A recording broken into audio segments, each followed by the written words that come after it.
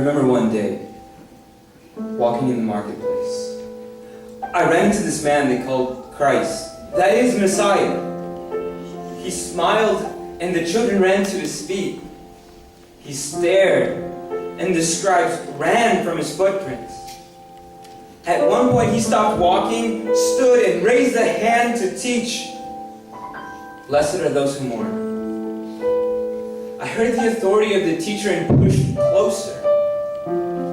His yoke answered the cries of my heart. I heard the radical nature of his yoke and sank back. His yoke pushed me to go beyond my limits. I looked at the crowd with me, their blank adoration fixed on this man, and wondered what the Sanhedrin thought of this whole fiasco. One member stepped to ask a question, then another after him, and another after him, and another after this one too. All came pushing him to intellectual corners. His answers clever with illustration, with the question in return, or a simple blanket statement revealing the corruption of their hearts, each one sulking away after being publicly shamed.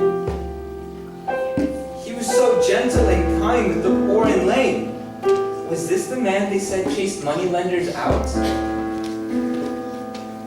The kingdom he spoke of colored itself with the fanciest of idealism, yet none could convict him of mere fantasizing while he stormed the streets daily, while he stormed the streets of sinners daily, not healing even on the day of rest.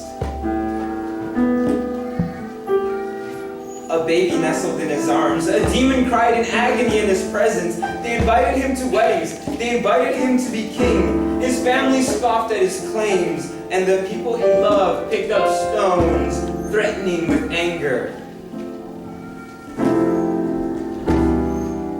The stories surrounding this man reeked of wild conjectures. Yet they all made sense when you finally approached him, when you heard him speak in mad strength against the sins permitted, committed, and cherished by the crowds surrounding him. Never once did he refuse to save anyone. Yet who would know that in the end he'd be left alone, desolate, ashamed, and naked in the agony of sin. The agony of sin, separation, and the curse of death. Who would know that it was joy, hope, love, faith, and the anticipation of the glory of his kingdom coming to earth that would get him through the perilous end of his life? That man was not like us, yet he was with us. Not everything made sense that day. Not everything makes sense today. But the contrast of this man left my heart with him in the marketplace on that visit long ago. On that visit long ago.